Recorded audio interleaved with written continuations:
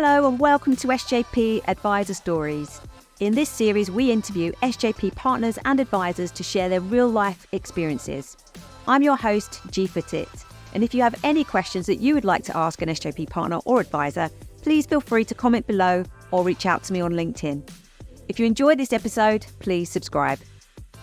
Very warm welcome to Toby Freeman on this episode of SJP Advisor Stories. Toby, welcome. Thank you, G. Thank you for having me. This is exciting. It's going to be good. Well, we're really excited to hear your story. So thank you for being with us today. And the aim of the podcast is really to hear people's personal journeys. And I hope that people listening can take inspiration from you, Toby. So do you want to start with telling us a little bit about yourself and what you were doing before you even knew that SJP existed? What's your background? Where did you study at uni, etc.?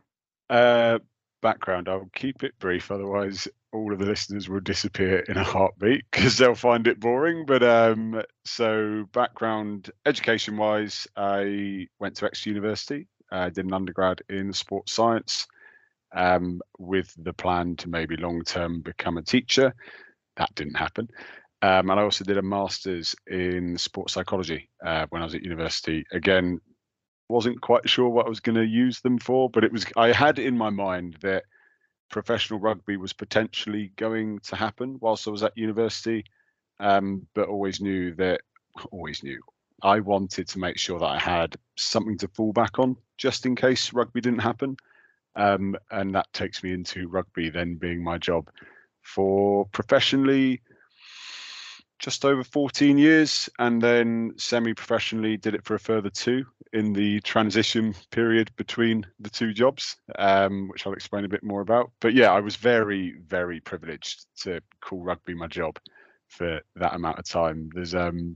It's a pretty decent job, I'll be honest. You're very, very fortunate. You get paid to throw a ball around, lift weights, hang out with your mates, drink a lot of coffee, and towards the end of my career, you do a bit of online gaming when your day is done at 2:00. But no, in all seriousness, it was a really, really high privilege to call that my job for that long. Fantastic. And I would absolutely say that sounds like a dream career. Tell us who you played for. Dream career, but it's a tough one. I think it's worth saying that. A lot of people, they see what happens at the weekend and they go, wow, that must be a pretty sweet career. And it is, but they don't see the hard work sometimes that's done in the week. There's a lot of sacrifice that's involved. There's a lot of nights out that you miss. There's a lot of weddings that you miss. My poor wife has been to many a wedding over the year by herself because it just fell in season. And yeah, you can't make certain events. Let's put it that way. Career-wise, I started at Exeter Chiefs. I then had 2 years abroad in Spain, which was something else. I was up in the Basque Country, 40 minutes from Biarritz in northern Spain. Unbelievable. I absolutely loved my time playing out there. Was fluent in Spanish when I came back, actually, which was a shock to everyone because I went out there having never said a word in Spanish. Wow. And then came back, played in the 2nd division in England, which was called the Championship, for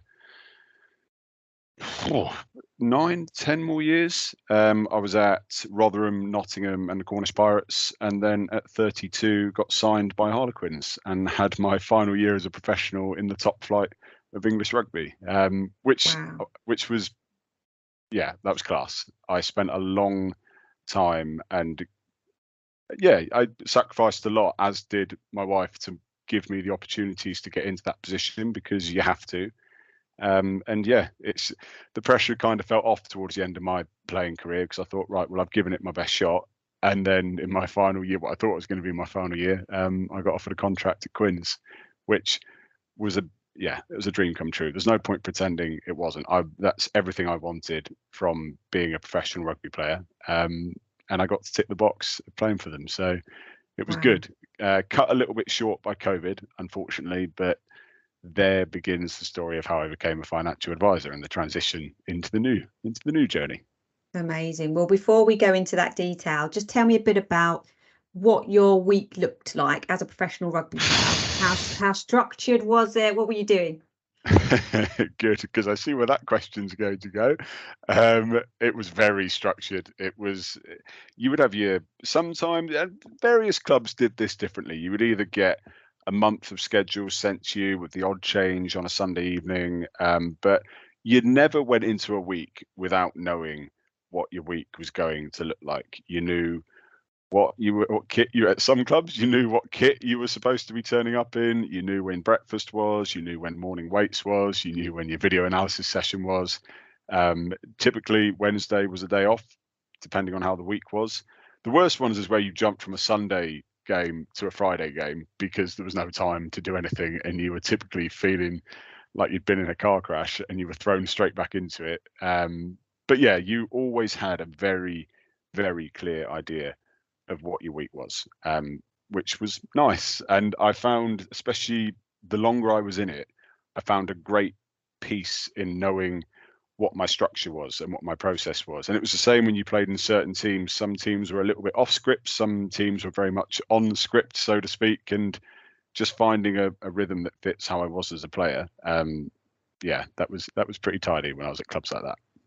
Okay, that sounds brilliant. So an amazing professional sports career. Thank you. You've mentioned your final career in your dream team as well. Fantastic. And then the thing that hit everybody was COVID. So why did you look to make a career change? Was that the catalyst, or were there other things playing into that? No, it's interesting. It's a shame that my wife Rachel wasn't on the call, because she can tell you the story of the first time she asked me. I was 26, and she went, "Oh, what are you going to do after rugby?"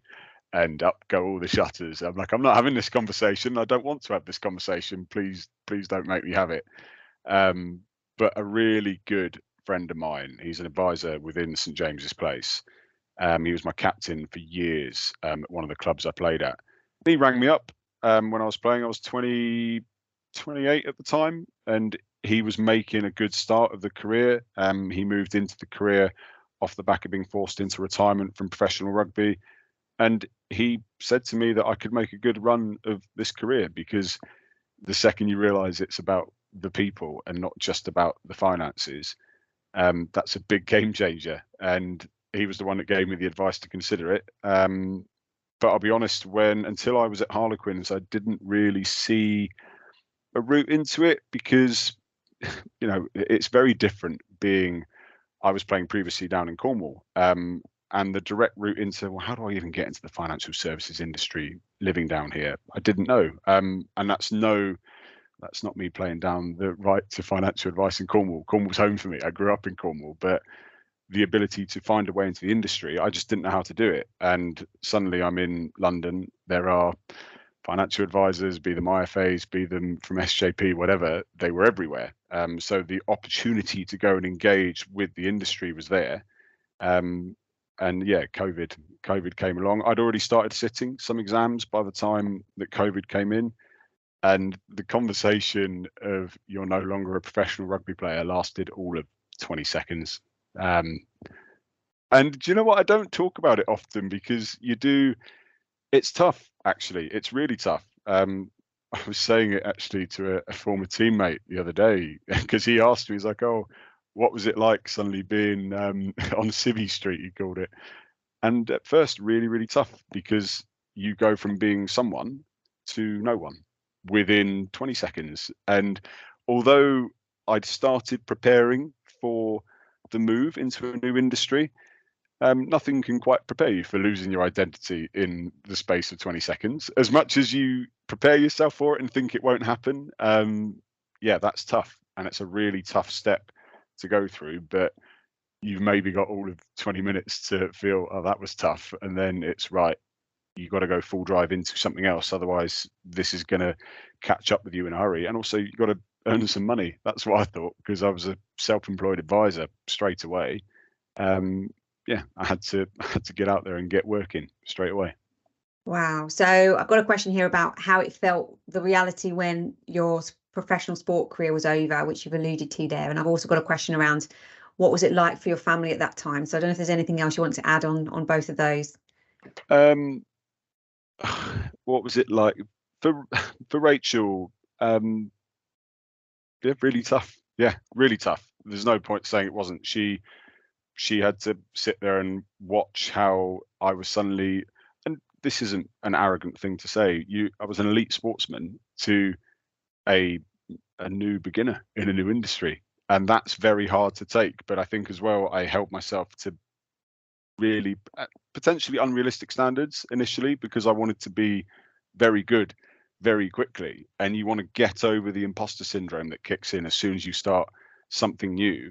But especially when it's with something as serious as you are dealing with people's futures and people's lives, I didn't want to ever make a mess of it, and touch wood, I haven't, and I never intend to. But yeah, I wanted to get good quickly, and that was potentially tough, because I'm sure there were times, and Rach would attest to it, I probably wasn't the easiest person to be around, because you're trying to learn an entire new industry in a very compact space and in the middle of lockdown, where it wasn't an easy time for most people. And you said, what was it, and what did it feel like losing professional rugby? Like, just when that reality really did sink in. Obviously, in the moment that 20-second meeting was over, but then maybe a week or 2 weeks later, how are you feeling?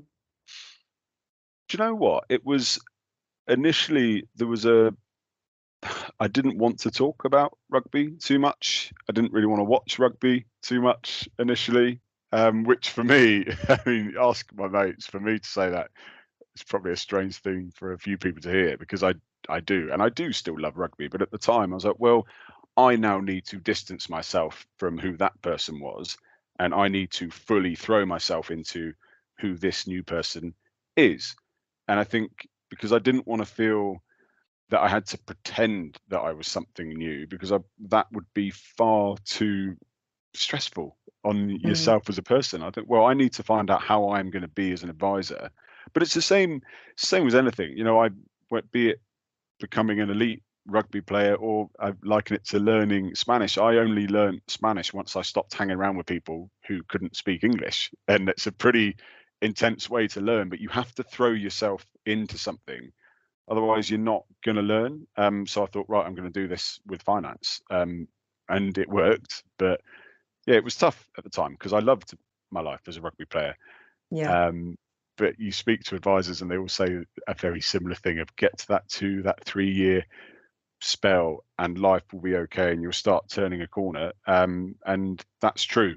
So I say it to people out there, that is true, but it requires a lot of hard work. Yeah. And again, I hope that doesn't sound arrogant to say so, because I have put in a lot of hard work to get to where I am, but you need to do it, and you need to fully immerse yourself into something, in my opinion, to get good at it. Definitely. So let's cast our mind back. You were lucky that a friend of yours reached out to you when you were 28, so a good sort of 4 or 5 years before that meeting that you mentioned for 20 seconds. So you had a couple of exams under your belt, but were there any other opportunities that you considered at this time? As in different career routes? Yeah. Yeah. I sat down with a really good former teammate to explore teaching as an option. Yeah. I, for a brief moment, humoured the idea that I would say 99% of professional rugby players have is, I will go and become a director of rugby at a private school and run the rugby program. That's great when you're young and you think, oh yeah, that'll be easy. You then realise there's not many of them going, and there's a lot of them already taken by typically rugby players that have already done it. But no, to be honest, what I wanted as a rugby player, knowing that it was coming to an end, was someone to just go, hand on the shoulder, you'll be all right if you do this, and fine, that'll work. Do you know, that's how that it maybe it's not too insightful, I guess, as to why I became a financial advisor, but it's the truth in that someone said, you will be good at this, see if you believe me. And yeah, he was right. So I guess I love that. Yeah. So there must have been something that sort of sparked your interest. Otherwise, you would have just, gone in a different direction. So what do you think it was back then when it was all new to you? What do you think was appealing about being a financial advisor? The biggest thing, the freedom. There is a freedom to doing this job. Now, freedom when you are keeping afloat, and when you don't have clients to see, and when you are doing a 7-hour round trip to do a 2-hour meeting and the business isn't signed up, that's a freedom you don't want. But I view it as, rugby wasn't easy, but I got to where I got doing it. Financial advising isn't easy. And by the way, I'm not for one moment purporting to be at any lofty level as an advisor, but I'm comfortable now in doing the job. And I think, well, I've committed to this now and I'm in, and that's the way it feels. I'm now in, and that is now me for my working career. But I get the luxury of when I'm working, who I'm working with, and it's different, by the way. For some people are going to be employed, some people are going to be self-employed. I've chosen to remain self-employed, and it is at times a real luxury to be able to spend time, because I've got a 10-week-old daughter, and I get to, if I need to be somewhere, if I need to make a hospital visit, then the only person I answer to is me, and that's quite a nice feeling. But on the flip side, there's months where you're not at the beginning, the first 6 months, I didn't earn any money, and that's really stressful. So it's all good and well saying, yeah, it's a lovely freedom. It's not a great freedom when you're not earning any money. But I think that's also why I kept coaching and playing on a semi-professional level, just so you could contribute something, to a household. But yeah. Well, that's good to hear as well. And I think the financial side we'll touch upon a bit later as well, but it's definitely something that in our onboarding process, there are lengthy discussions around it, and that's for a very good reason, exactly what you've just described. Yeah. We would never want somebody to come into this, thinking it's an overnight success path. It does take time and effort. Yeah, and I know we've spoken about that previously, and actually the chap who did it for me coming into SJP was really good on that level. Charlie Brown, I can say his name. Is that all right? I can say that. Of course you can. He was a legend, and he didn't paint a false picture for me. And I think sometimes, and look, I'll put my neck on the line here as to how some people come across as an advisor, but people are very quick to let you know of their successes sometimes. And I think it's as important to let people know that there's times when this job is really, really tough. And it's not a quick route to success. And if you think it is, then go somewhere else. It's as simple as that. Don't think that this is a quick fix to a new career or to have X amount of money in your bank account. It is an absolute graft, but if you put in the hard work, then you will, like anything. That's like anything. You put in hard work into something, you'll reap the rewards. But yeah, you need to work hard. You need to work very hard at it. And I think you can absolutely liken that to your professional rugby playing career. All of those early mornings or those runs in the rain or whatever it was that you had to do, they amount to a win in a game or a really good performance in a game. So and I hold on to it actually, because I had a coach who used to say, if you think you're working hard, you're just kidding yourself. He said, never give yourself a pat on the back when you think you're working hard. Within yourself when you are. He said, so if you think, oh, I've done all right there, even if you're having that conversation, he used to scream at us. He's like, you are just kidding yourself. When you're putting in hard work, and you don't need to talk about it. So it was interesting, because actually I failed one of my exams into the process. And again, probably not many advisors admit to failing an RO exam along the way. And I remember coming out there going, maybe I was just kidding myself. You resit it a week later and smash it out the park. But it resonated really hard with me. I went, was I kidding myself thinking I was prepared for that exam? Maybe. But then you put in some more hard work, and it's no surprise you smash it a week later. So yeah, I hold on to that. Again, maybe to my detriment sometimes of setting far too high standards, but yeah, I hold on to that very, very much so. Really good advice. I love that. So let's talk about then that onboarding process, if you like, through your transition. So you worked with a recruitment manager, and Charlie was one of the selection managers at the time. So there is a process that people come through. What was that like for you? To be honest, it was all right. I'm sorry if that's not the most insightful view as to how it works. I think because I actually did move SJP practices during my time since I've been at SJP, and it was very much my former practice that went, look, have you considered this as an option? Because I'll be honest, I didn't know it was an option to go through this training program, and I got introduced to the system, met Charlie Brown, had the conversation. I went, Yeah, brilliant. This is great. I didn't know that this level of training was going to be afforded to me. And fair play to them. I think fair play to SJP for what happened with regards to setting up a program entirely remotely. And don't get me wrong, there were times where it didn't work and there were times when it did, and it was a teething process to go through. Of course it was going to be, because none of us really knew how we were all going to adapt to being online. But it worked. And I think it's a process to allow people a conversation as to what they think is going to generate them business. I think that's a really important. And I say that to other people. And when I've gone back to speak to academy intakes, I was like, this whole process is not about making you an overnight success, and it's not about handing you a business plan that's going to make you a success. You need to think pretty damn quick where business is going to come from, and don't for 1 minute expect that people are just going to come to you because you're suddenly a diploma level qualified financial advisor working alongside SJP. That is not gonna get you people. It's not going to get you business. And the academy is very good for highlighting that to you. And at times it was frustrating going, right, what's your weekly tracker? What's this? What's that? But again, I went, right, the easiest way to stop this being an irritant is to throw yourself into it head first. And the busier you get, it's an activity based job. The busier you are, the more of a success you will be, and the more people you will get in front of. I think, and the academy does promote that from the get-go, that you have to be busy.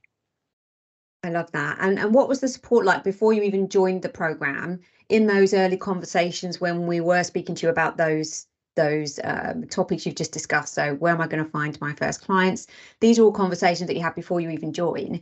Did you get much support in building your own business plan, for example, or how did Charlie help you through that final selection piece? No, I'll give credit where it's due. Actually, I had a lot of conversations with my former practice, and we sat down and we were considering, look, where is business going to come from? How are you going to generate new clients? But I say this very honestly, that business plan went out the window as soon as I qualified. It did. Like any good plan, as soon as you go to action with it, that hasn't worked.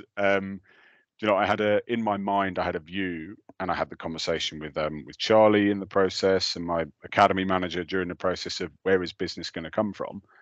And suddenly I started networking, and that's how I grew my business. And I did network a lot. I was doing 4 hours a day, every day, Monday to Friday, because it was just available during the lockdown.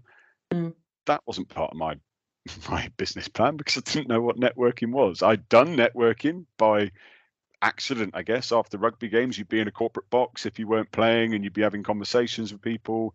And especially towards the end of my time at Harlequins, I went, well, actually, start using this as practice, because you're going to have to be having conversations with anyone and everyone. And actually, it's easier having these conversations with people you don't know. And I don't know, that worked for me. And so I just started networking, and that's where I started getting my clients. And then you do well by one client, well, hopefully they'll introduce you to someone else, and then it goes again, and it goes again, and it goes again. But my existing network, truth be told, until the last month, I have not gone back to people in my existing network, because I wanted time to learn how to do the job, and I wanted time to learn, right, well, they're always going to be there. Your friends, your family, your existing network are always going to be there. Actually, a more true test is, can you gain someone's trust who doesn't know you?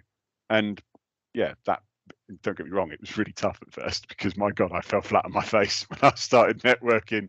I was bloody awful, because I didn't know what to do. But you learn very quickly. A few people helped me along the way, and yeah, you learn how to network, and you learn how to tell people what you do, and more importantly, you learn very quickly to be more interested in the person that you're talking to, as opposed to being the interesting one in the conversation.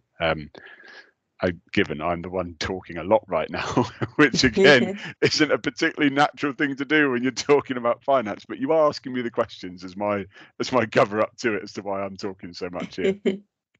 No, that's really good advice. And I think a lot of people listening might be sort of panicking, thinking, oh, I've never done networking before myself. But your open and honest accounts of, where you started what results that's actually given you by being persistent is brilliant. Networking's not for everyone. I'm clear on that. Some people are different. Some people, you'll go to a practice and you'll be given clients to work on straight away. Some of them you won't. I didn't get that, and I thought, well, got to get them from somewhere, and it's simple as that. You need to go and find some business. So yeah, networking is not going to work for everyone, but it worked for me.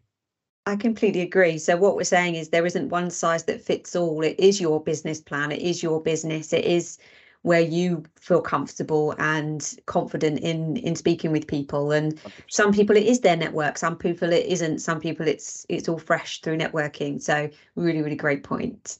You also mentioned the training, and it was kind of thrown into being 100% virtual because of lockdown. At the time you came through the training. Did you welcome that structure in the early stages, coming from your quite structured rugby career that you mentioned before? Did I welcome sitting on Zoom from 9 a.m. till 5 in the afternoon? When you're used to running around all day. I actually, no, I didn't welcome it at first, because I never wanted a job that was going to be sitting in front of a computer from 9 to 5.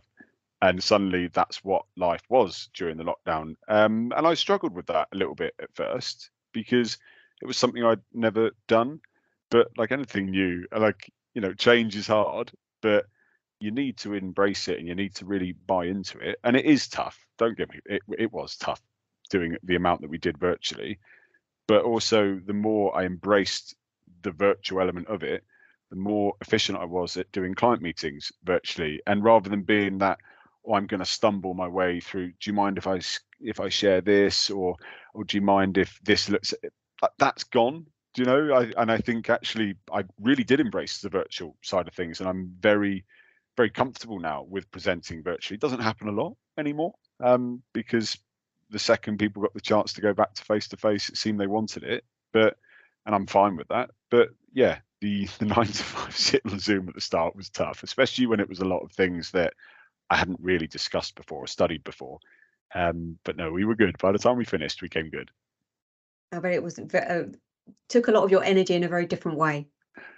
Yeah, we'll say that.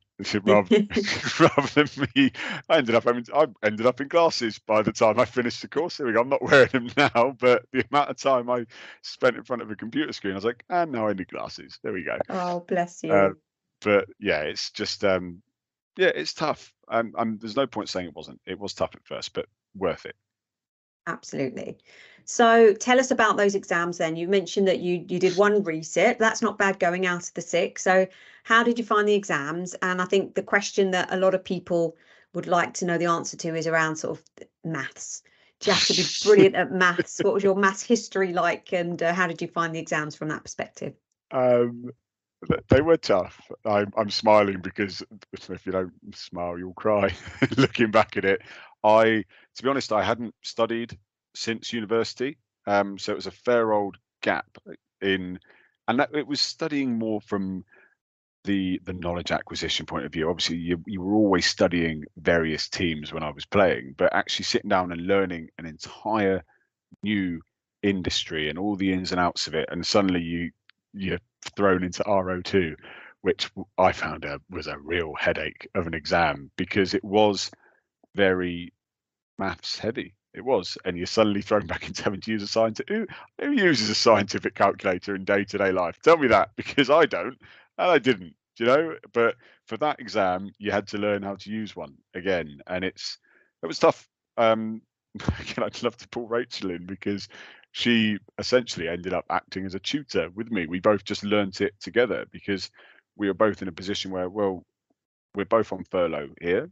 Let's put our time into something. How about we both study? And it was lovely. She was a really good support, because it came very naturally to Rach at the beginning. And then once I was more comfortable with the maths side of the game, so to speak, it came good. But it's tough. Don't think anyone that says sitting the RO exams is easy is talking rubbish. And I bet you ask them how many hours they put in, or if they failed along the way, get a true reflection of how people went through with them, because they are tough exams, and they're tough for a reason as well, because Yes. there's a lot of responsibility that comes off the back of, right, you are now qualified, you are now responsible. And I'm making light of the fact that I struggled to use a scientific calculator at first, but by God, you have to learn how to do the job pretty quickly. And actually, there's a responsibility that comes with becoming a qualified financial advisor, and that is taking care of people's financial security for the next 25, 30 years. So, yeah, they're hard for a reason. Also, the fact that there's, I forget how many internal exams we have to do with SJP, upwards of 22, I think it is, that we have to do. And rightly so. It is not meant to be easy. And if it was, everyone would be doing it. And also, if it was simple, people wouldn't need financial planning advice. Exactly. So it's hard for a reason. So don't Absolutely. anyone thinking they're coming in for a quick ride to pass a few exams and go out and start advising people. No, think again, because it doesn't work that way. Don't underestimate them. So I think they're positioned as equivalent to year one of university in terms of difficulty. And for each exam, it's depending on the exam, between 60 to 100 hours of study for one module. And there are 6 modules. And in the academy, you're kind of doing 3 exams, 1 a month, aren't you? So it's quite full on, isn't it? It is so full on. Yeah, like as an example, I spent 3 months working slowly through the syllabus to pass RO1. 3 months, because I went, right, I won't be able to cope with the failure if I miss this first one. It will really frustrate me. And I wanted to make sure that I was getting a decent grounding in the industry. RO5 was a slightly quicker process, but that is a slightly easier exam compared to the other ROs. And suddenly you're in the academy and they go, right, you've got an exam every 3 weeks. That is at first terrifying. It was. And I went, how on earth are we going to be able to cram this into a 3-week spell and pass? But I did, every single one of them, as did everyone else. So, and some people don't. Some people will fall short, and that's fine. And I think it's really important that is fine, because at least you are trying, and you will get another opportunity, and you'll learn from that mistake or that failure, for want of a better expression. But it's fine, and it's okay to fail one of these exams along the way. So yeah, I think it's important that you are under pressure, but don't let it completely consume you once you're in it.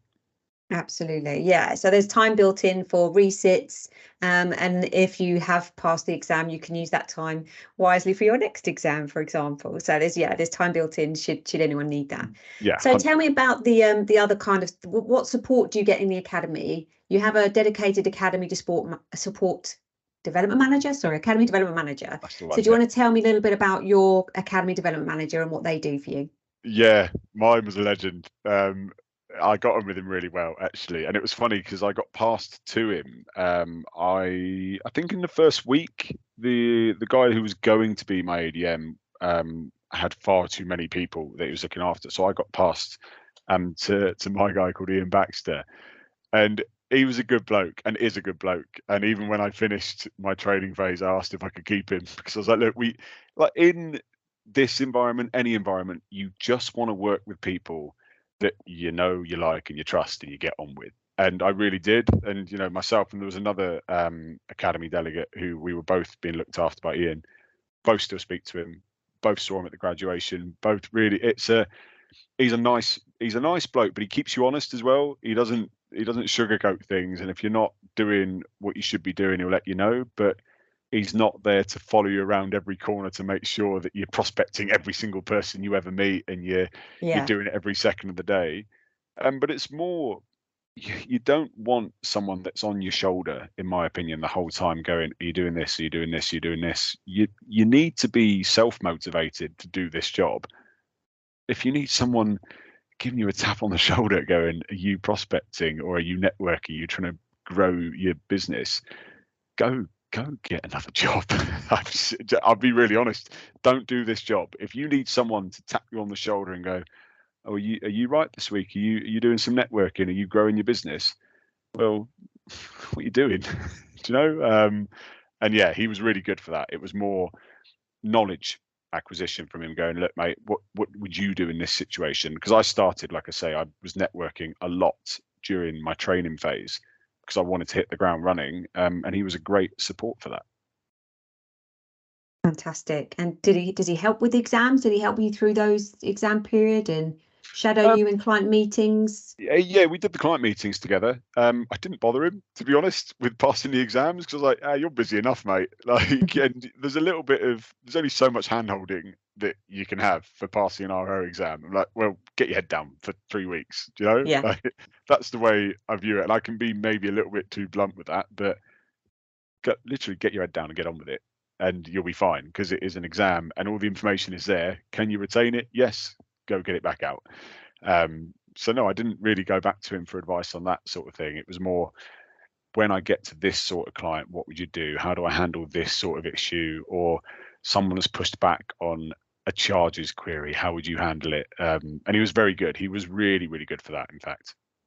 Fantastic. And tell me a bit about your mentor and how their role is different to the role of the development manager, and therefore how they helped you.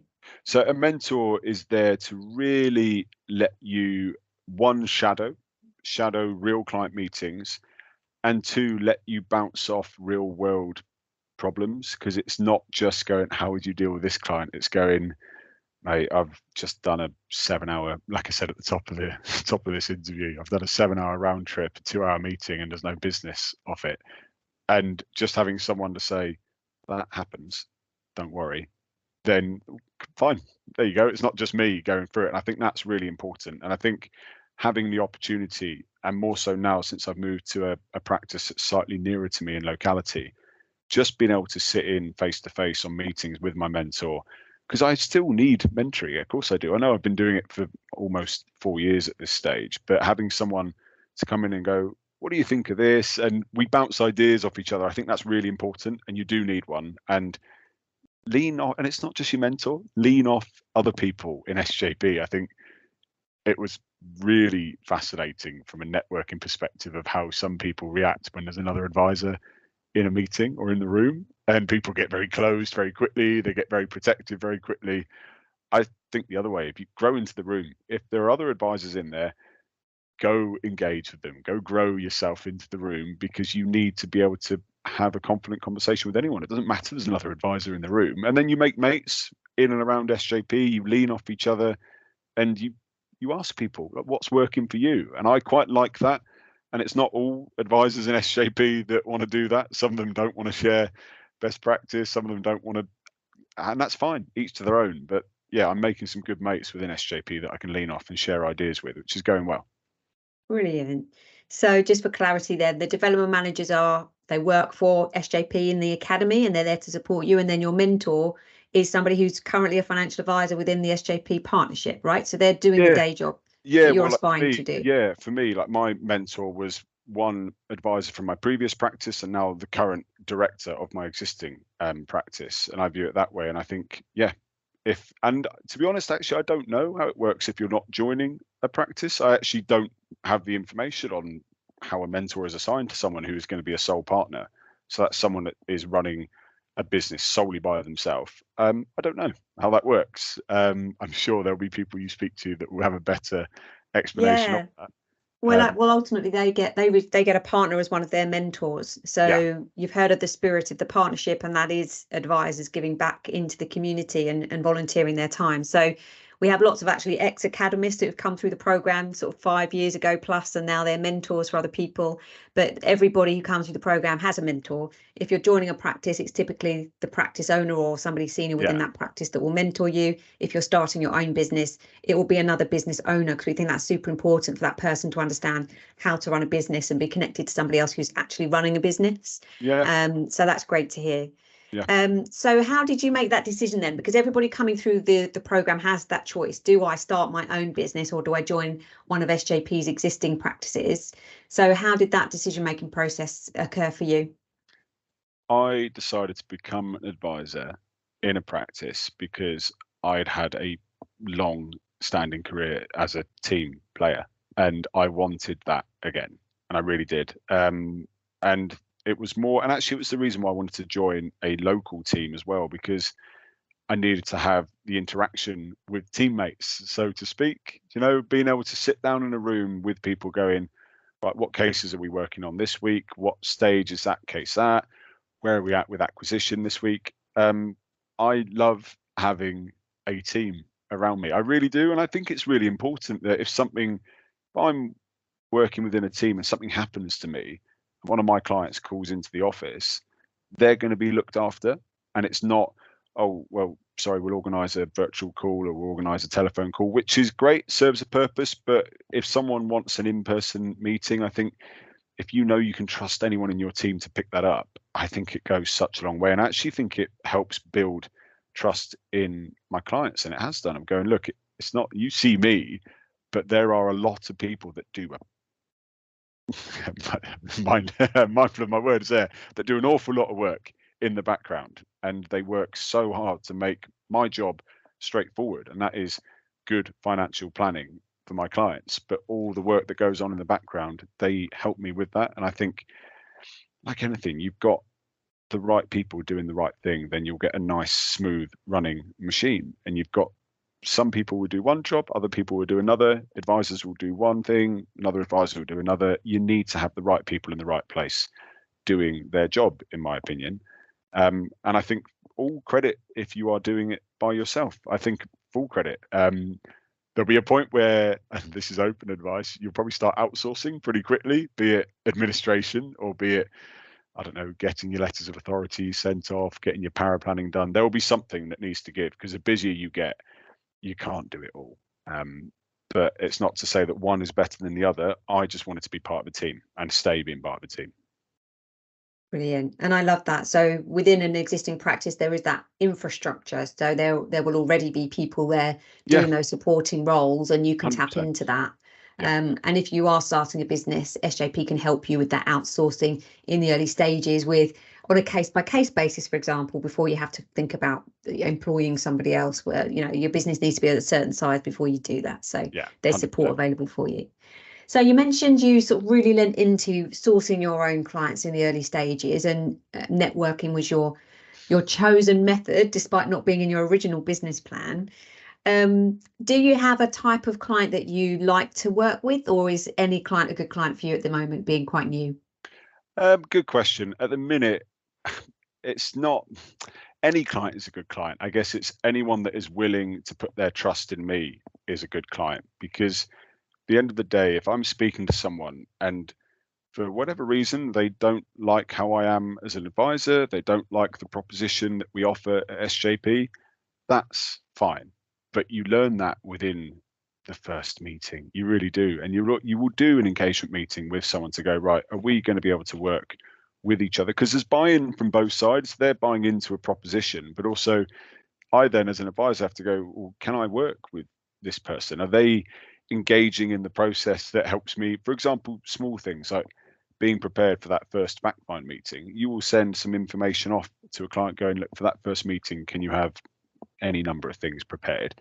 And if they show up and they are prepared, well, you know that they're already along the way to becoming a client, because they're buying into the process. It's not just a case of, right, well, here's how much money I've got, go make me some money, see you in a year. But that's not advice, that's transactional, and it's not what we do. So yeah, in its simplest form, working with people that want to work with me, I think is the key, because you don't imagine someone's going to be around in your life for the next 20, 25 years, and they're going to be back once a year. Do you want to enjoy that experience, or do you want to go, oh God, Toby's coming back, brilliant. I'd rather he didn't. I'll just skip that annual review. Do you know that? And that's never happened, and I wouldn't want that to happen. And I really make it clear to clients that I'm always here if you need me, but I will be back at least once a year to review whatever plan I put in place. But yeah, you need to make sure that you get on with each other, because it is a very relationship based job, and people need to trust you, and also you need to get on with the people that you're working with. Absolutely. And have you got any, obviously client confidentiality is paramount, but have you got any success stories that you're particularly proud of? I guess every client journey is a success, because you like to think that, well, they've come to you not knowing where their financial future was going to be. They're not aware of, and it's typical, you know, retirement planning is a talking point, but also it might not be just their retirement planning you're looking at. It might be protection planning. If someone comes in and they leave with a fully protected family and a financial plan in place for their financial security going forward, and there may not be a client that's of high net worth right now, but you don't know what they're going to be in the future, but you're there along all of those stages of their life to help them grow, and you're growing with them. For me, that is a success story. But yeah, it's nice when you know you're making a difference to people's lives. I think is the most diplomatic way of me saying it's good to work with clients, but I don't want to share any individual Yeah, stories absolutely. of No, them. of course you can't share any actual client details. No, that's great. So for people watching who might be tuning in, interested to become a financial advisor, but slightly unsure of exactly what it is you do, what are some of the things that you help clients with typically? You mentioned a few just now, but like if you just sort of the types of things that financial advisors can help people with, what are they? Think of it in its simplest form of understanding where people are now in their life and look at their financial situation when you do that, and you ask them where they want to be. That's the starting point. Where are you now? Where do you want to be? And if you need to bridge the gap between the two, then do that. They may have already done a load of work themselves. They may already have a few things in place that are absolutely fine. Leave that alone. Don't touch it. Review it, and if it doesn't need to be changed, don't change it. But then look at what they've got and say, right, well, you've got this mortgage liability in place. Do you have adequate protection in place if something were to happen to you? And typically people go, yes. You go, okay, but then what? How is financial security going to be accounted for the next, you may have a 1-year-old child, let's say the next 24 years. Well, where's financial security coming from if we lost you a month ago? And I'm very conscious of how I ask that question of going, well, you die tomorrow, what happens? That's going to catch people really quite harshly in the headlights, because they go, oh God, if I do die tomorrow, I don't know what's going to happen. I think if I say to someone, if we had lost you a month ago, what position would your family be in now? This is as an example. And if people don't have an answer to that question, then you're highlighting a potential shortfall. It's not about pinning people into corners and making them feel bad for what they have, what they haven't done, for not understanding where their pensions are, or for having X investments in the past. People are often really quick to apologize, I find, in that first meeting, going, oh, sorry, I don't really know where my pensions are, or oh, sorry, yeah, I have put investments into this before. And people are very apologetic, and you don't need to be apologetic. And I say to them, if you had all of this sorted and you had everything in place, I wouldn't have a job. So let's just see what's what, and let's see where we need to get you to. And also the beauty of what we do, because we do come back annually, that may be completely different in a year's time. What I do with you today may not be the same as the conversation we're going to have in a year's time, because life happens, and that's really important. Life does happen. So yeah, it's just building a good foundation for people's financial security, knowing that it's goals-based planning that we're doing. It's not just here's your money, invest it, there's your growth, see you in a year. I think don't, in its simplest form, don't pay for advice if that's what you're doing.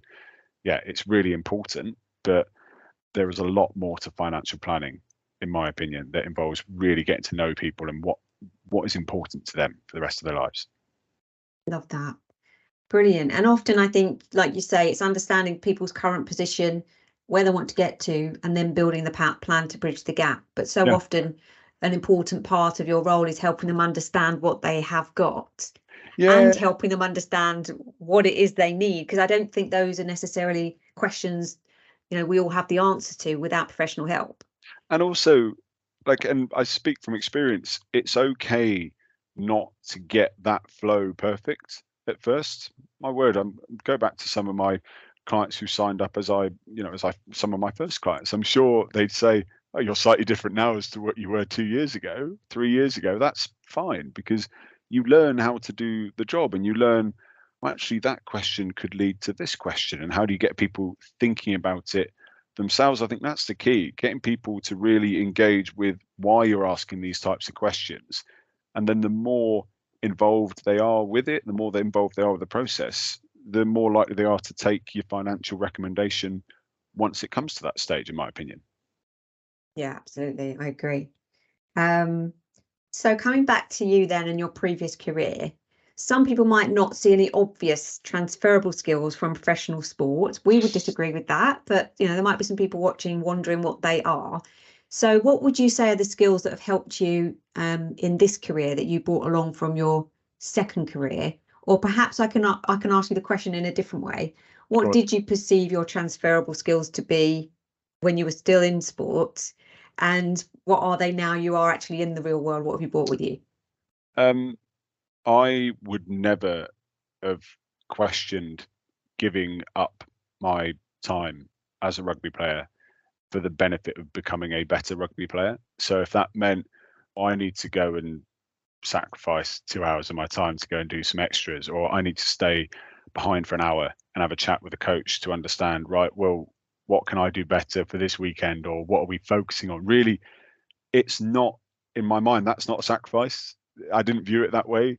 I viewed it as, well, I'm doing something to get better at what I'm doing. And it was the same, again, poor Rach, long suffering, the food that I would be cooking. She's like, can we not have sweet potato, chicken and broccoli for just one meal? That would be nice. But, and it's, you sacrifice things, but it's not a sacrifice if it is for long-term, your benefit. I don't know if that's, I hope that makes sense. And it's the same in this industry, giving up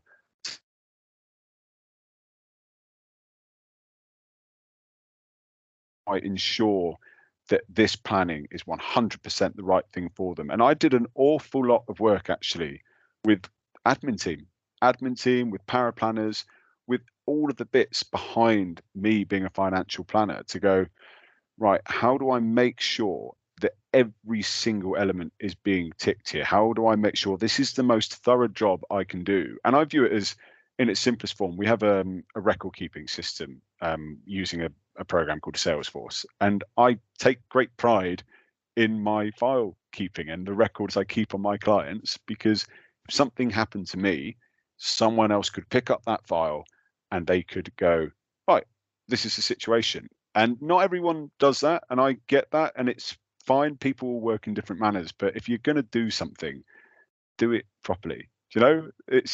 You'll get rugby players that will go into things half baked, and you'll see people that you can cut a corner here, you can cut a corner there, and that would rattle me because I wouldn't have done that. And I think, well, it's the same now in financial planning. If I'm going to do something, I'm going to do it properly, and you expect everyone else to be doing the same. But I guess the other point of that is it's managing how things are when it doesn't all go to plan. If something gets missed, well, not everything is always going to be perfectly as you want it, and that's fine. But it's not going, well, I wouldn't have done that. You are reliant on other people, and you learn how to interact with other people slightly differently to how you would have interacted as a rugby player. But it's just about finding, in my opinion, a way to do the job properly. And if you're going to do it right. And I'll be honest, I'm proud of how I am with my clients. I'm very proud of just doing the right thing by them, knowing that I can sleep easy because I've done the best by my clients. And that is serving me well because it's leading to my business growing. Fantastic. Thank you. So earlier in the conversation, you mentioned imposter syndrome. Yeah.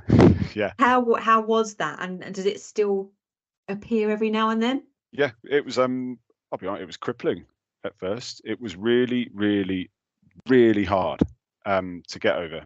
When I first, if I pick up a piece of paper, I remember sitting there with a piece of paper in my first ever networking session, fully suited and booted, thinking, right, this is the right thing to do. And I'll sit there and I'll read this piece of paper talking about St. James's Place and pensions and investments and protection, and talk to me.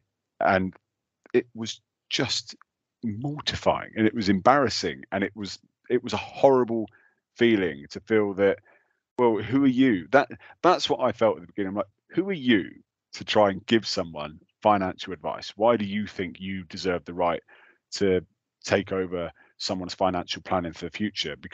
And then the easiest thing I did in my mind was, I would have thought, how would I have wanted someone to turn up to my mum's house, and how would I have expected someone to behave in front of my mum to give her financial planning advice.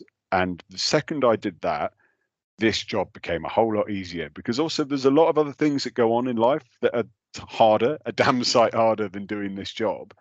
Yeah. And it keeps you a little bit, it gives you a bit of reality to everyone has got different challenges in life. But the second I went, oh, just do it as if you would want someone to look after your own mum.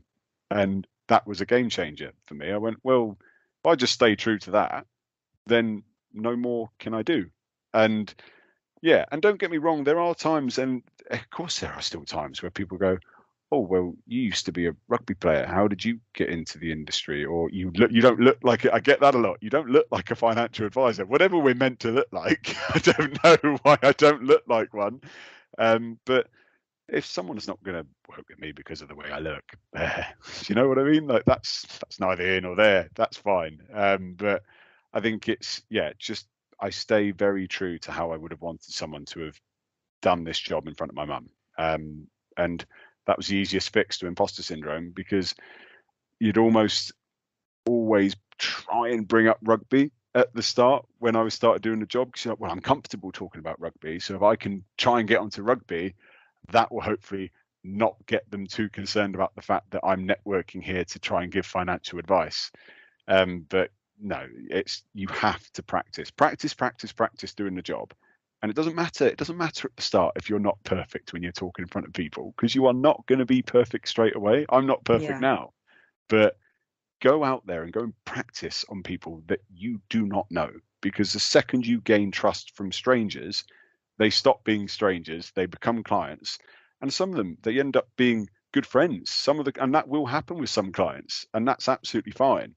But you need to get out there and you need to practice and find whatever it is that gets you away from imposter syndrome. There's no quick fix to that, and good luck if you find it. But it's also okay. I think that's important. It's okay to have imposter syndrome, because if you didn't, in my opinion, well, do you really care about doing the job well? If you think you're that great straight away that you don't need to worry about how you're coming across and what you're saying to people, well, again, I think you're in the wrong industry, in my opinion. So what so far have you enjoyed the most? The second you can see reward for the hard work you put in is a nice feeling. That's a really, as I say it is nice. And I kind of panicked as I said it, that was that the right thing to say? But no, you put in a lot of hard work to get into a position to, one, earn the right to give financial advice to people, but two, you need to grow a business that actually financially is worth doing the job, because there's so many jobs out there that you could do. But know that if you do stick at it, this is a nice job. It is, me being able to speak with you for an hour and a half of a working day, knowing that that's okay, because you do other bits of business in other parts of the week, or you can tee it up whichever way you want it to be. But the second you can justify being flexible, like I said at the beginning, it's great having the freedom, but you need to know that it's worth doing the job, and you need to be earning money to do it. The second they both match up in the middle somewhere, there's a nice sigh of relief when you finally go, right, it's not consistent, because earnings are never consistent when you're self-employed, but when you know there's a steady stream of business coming for the next 8, 9, 10, 11 months, then that's great. Doesn't happen very often. And 1 month you'll be on top of the world, next month you'll be right back down. But that's just the roller coaster of being self-employed. But it's nice when the hard work is justified. Fantastic. And so I think there's been a theme throughout our interview process, which is a really positive one. Like, this isn't an overnight success. It does take effort. Yeah. So you went through the training in COVID, so 2020. Yeah. And so we're just sort of probably 2 years into your advising career. So how are things right now for you and for your family? Does that say it all? I mean, it's all right, thank you. At the minute, it's that's more than all right. I'm very, very proud of where I've managed to get to in a short space of time, and I'm proud that it's been self-generated. I've not been handed the business that I've been writing the last 2-3 years. And it put us in a position where Rachel and I could start a family. And it's all I banged on about for the first year of networking was I'm doing this job so I can have the freedom to be a present dad if I'm lucky enough to become one. And yeah, having Ottilie in the world now, it kind of justifies doing the job, do you know? And it really does. And it's not meant to sound cheesy. And to be fair, I don't feel like I need to apologize for saying it. I love doing the job because it means that, last week we had friends over from Ireland, and it means, well, other Wednesday, I can take that afternoon off, and it's fine. It does catch you up if you do it too often. But yeah, it's a nice feeling knowing that Rach stood by me during what was a really topsy-turvy rugby career. She was moving every time I moved. Rachel's a solicitor. Rachel's always had a good job, but she always moved whenever I signed for a new club, and that led to certain things. And now she's in a really good position with work, and I'm finally in a good position being a self-employed advisor. And there's just a nice feeling in life at the minute. And I think the moment you can relax into having conversations with people, it becomes so much easier. It's so much more rewarding, and it's less about, oh, I need this person to become a client, and it becomes how can I fully really buy into helping this person? What is there that I can do here to really help change their life? And then once that happens, it just keeps coming, but it keeps coming if you put in the work to get to this position, in my view. And I really hope it continues in the vein that it's in at the minute, because it's a nice feeling at the moment. And yeah, I say that really openly and honestly, because I said to my a couple of times to my ADM especially, I went, mate, this is how I go in. Like, when does this get good? I remember saying that to him a fair few times. But it does. If you stick at it, like anything, you stick at it, it will come good. So yeah, no, Rach, Ottilie and I are, we're happy at the moment. Oh, well, that's super lovely to hear, especially because it has been really, really hard work. And I think if we're going to be speaking to lots and lots of people through this podcast series, and I don't think there's going to be a break away from that theme. But from what you're saying, though, is that all of that hard work, all of that effort does eventually pay off. And what are you most looking forward to about your future being part of this profession? I guess the exciting thing for me is I'm at the stage I'm at after a relatively short space of time, and for me, I'm like, right, this is exciting, because you go, well, we're here after 3 years. What's the next 15, 20 look like? And you're mindful. You don't celebrate the small wins too heavily. You don't get carried away with yourself, but you do give yourself a little pat on the back and go, right, where's the next bit coming from? And I think the second you stop as an advisor going, where's the next bit coming from, then I think you're doing yourself a disservice, because you have to constantly be thinking about what's next. And that's exhausting. And I wasn't quite prepared for that at first, because I didn't think it would be the same as a rugby life, because rugby is like that. Rugby's like, well done, mate, great game, next one. Do it again. And actually, even saying it now, it's very transferable, because it's exactly the same in this industry. You do well by someone, sign it off, on to the next. So yeah, I'm just looking forward to seeing what life is like. And for me as a dad, I like the idea of being able to do dad stuff with Ottilie, knowing that I've got the freedom to do that. But you need to earn the right to have that freedom if you're going to do it. So yeah. Yeah, absolutely. And what piece of advice would you give anybody that's watching who might be considering a career change, having been through one transition yourself? What advice would you give to them? Don't be scared to ask for help. There you go. Yeah, there's probably more philosophical things I could say. If you're struggling, tell someone. And that's not just this job, that's any job, any walk of life. If you are struggling, tell someone, and don't be so proud to not ask for help. I think the second you stop asking for help is, especially in this job, well, it's okay. It's okay to ask for help. It's okay to ask someone who's got more knowledge than you, what would you do here? Or how would you process this piece of business? That's a big one. How would you process this piece of business was a big one for me at the beginning. But yeah, and also find a way to be the advisor that's true to you. Don't feel that you need to put on a persona that isn't you. Because I did at first, and I would dress a certain way, I would try and come across a certain way, and it's exhausting if your existence is putting on a performance that isn't your true self. And I think the second you get more comfortable in your own skin and you just do the job and you do right by people, but as close to your true self as you can be, it's a far more rewarding existence doing the job, as opposed to trying to be someone that someone expects you to be. But that's the same in any job, I'm sure. But yeah, find a way to do it in a way that suits who you are as an individual, because you're allowed to do that. Fantastic. So be yourself, true authenticity, and don't be afraid to ask for help. 2 absolutely brilliant tips. Toby, thank you so much for coming on. It's been an absolute pleasure. One final question for you. How can people find you should they want to make contact? If you just pop Toby Freeman Financial Planner into LinkedIn, it will pop up. You'll see a very nice black and white photo. There you go. So that's very, very corporate of me to have a black and white photo. But yeah, also if you put in my practice, Forbes Financial Limited, you'll find us.